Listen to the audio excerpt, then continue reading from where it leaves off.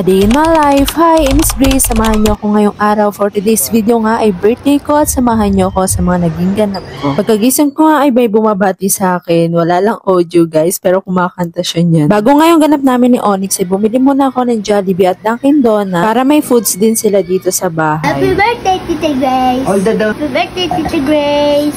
Sa Tagaytay nga sana kami pupunta kaya lang umulan. Pero tumila din naman siya. Hindi na lang kami tumuloy kasi baka abutan kami ng ulan sa daan. Kaya nagplano na lang kami pumunta sa Alabang Festival para pumunta doon sa Ouija. Dahil tanghali na nga ito kaya kumain na muna kami. Gusto ko nga sana sa Muragami pero sabi ni Onyx gutom na daw siya kaya gusto niya dito sa Samgyupsal. Pero sige dahil ako may birthday ay siya ang pagbigyan natin. Kapag talaga gutom na gutom kami at magkasama kami mas pinipili namin ang Samgyupsal kasi sulit talaga. At dito nga kami kumain sa Sumuniko. Ito nga yung una namin nakita kasi pero kakaunti lang guys yung mga side dish niya. And konti lang din yung mga meat niya pero okay naman siya. After namin kumain nagpahinga muna kami dahil sobrang busog na busog namin. At maya maya nga ay may inabot si Onyx na gift na kanina lang niya binili kaya pala nagpaalam siya sa akin na si CR lang daw siya. Yun pala bumili na tong gift.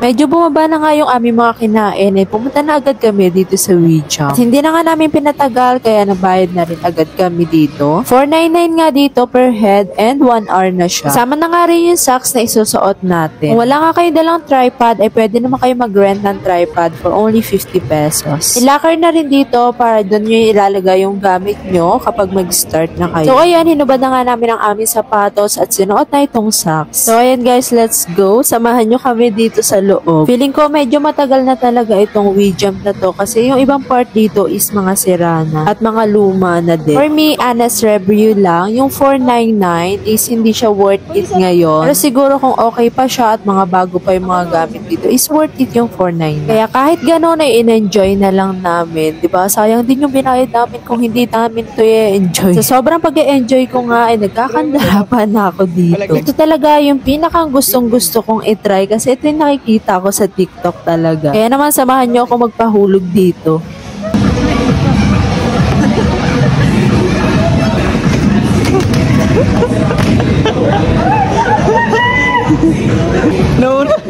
Nauna ulo eh. Ikaw na ano ito? Ganito. Go!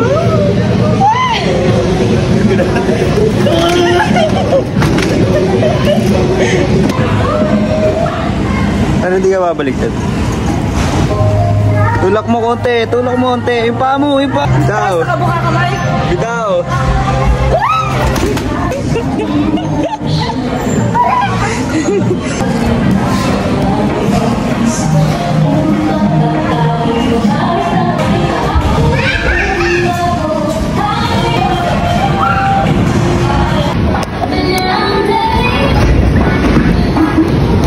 Pag yan pumuto.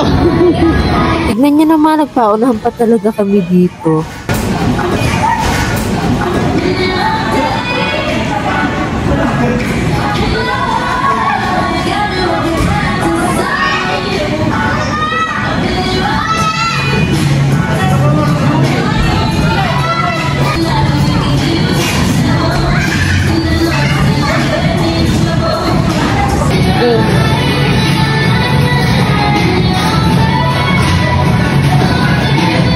Itong mga bola kaya pwede kayo magpa-shoot dito sa ring. Meron pang basketball, volleyball at pang soccer. Kaya lang yung mga bola dito is mga luma na rin. At nag-volleyball pa nga kami dito. Ayan, hindi pala kita si Onyx. Ako lang palang kita dito.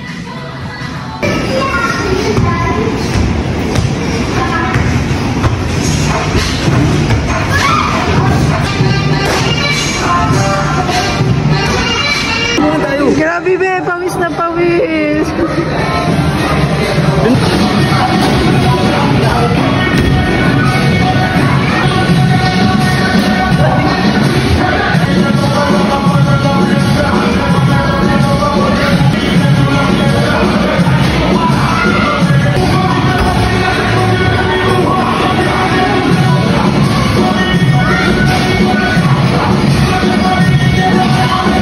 Bata bata ko, hindi ko nga na-experience makapaglaro sa mga ganito. Kaya ito talaga yung gusto kong subukan. At makapaglaro sa ganito at magbalik bata. At kahit papano ay nahil naman yung ating inner child dito. Kaya kung medyo napapagod na kayo sa mga isipin, mga trabaho, or pag-aaral, naku, itry nyo dito kasi mag-e-enjoy talaga kayo. Medyo nakakapagod lang siya physical kasi talon-talon ka. Pero alam mo yun, may something na mapupuno sa'yo kapag nakapag-try ka nito. And ito nga guys, hindi na rin siya magamit kasi medyo madumi na talaga siya at hindi na siya masyadong dumidikit. Kaya kung gusto niyo din sa mga ganito, hindi ko siya marirecommend tong place na to dito sa Alabang Festival kasi medyo luma na talaga siya. And yung mga part niya guys, yung ibang part niya, yung ibang gamit is medyo luma na. Pero may enjoy nyo pa rin naman siya. It's up to you na lang. Kasi kahit papano kami na-enjoy naman namin.